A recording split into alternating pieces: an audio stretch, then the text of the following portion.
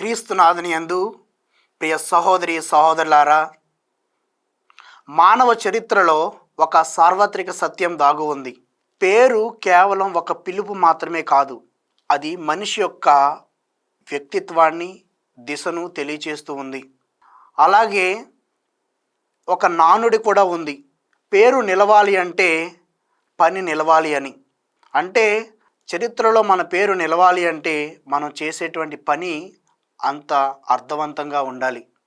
మరి ఈనాడు మనం యేసు నామకరణాన్ని కొనియాడుతూ ఉన్నాం. లూకా సువార్త 1వ అధ్యాయం 31వ వచనంలో గాబ్రియేలు దేవదూత మరియ తల్లికి ప్రత్యక్షమయ్యి, నీవు ఒక శిశువును కనెదవు, ఆయనకు యేసు అని పేరు పెట్టుము అని తెలిపెను.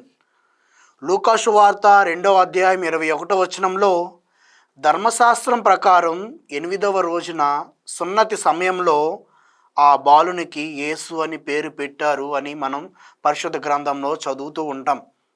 సర్వాన్ని సృష్టించినటువంటి సృష్టికర్త ఈ సృష్టిలో ఒక పేరును ధరించారు. అది దేవుడు ఏర్పరిచినటువంటి పేరు.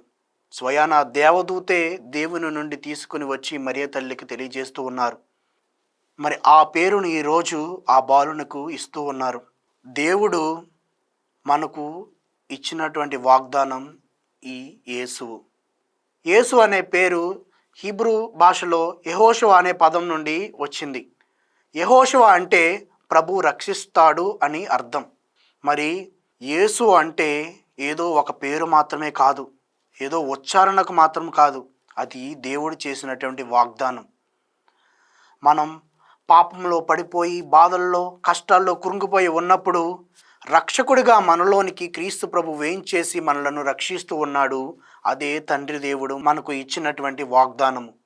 మరి ఆ వాగ్దానాన్ని, ఆ యేసును స్వీకరించినటువంటి మనం క్రైస్తవులుగా పిలువబడుతూ ఉన్నాం. క్రైస్తవులంటే క్రీస్తును పోలి జీవించాలి.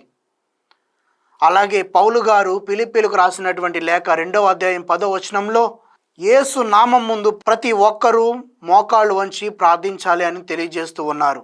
అలాగే యేసు నామంలో అనేక అద్భుతాలను మనం చూస్తూ ఉన్నాము. మరి అలాంటి గొప్ప అద్భుత శక్తులు కలిగినటువంటి యేసు నామాన్ని స్వీకరించి మనం ఎలా జీవిస్తున్నామో తెలుసుకోవాలి. మన మాటల ద్వారా, మన చేతల ద్వారా ఇతరులను క్రీస్తులోనికి నడిపించి వారిని కూడా క్రీస్తుచే రక్షింపబడే వారినిగా చేయాలి. కనుక ప్రియ దైవ బిడ్డలారా, క్రీస్తు నామాన్ని స్వీకరించినటువంటి మనం మన జీవితాల్ని మార్చుకుందాం.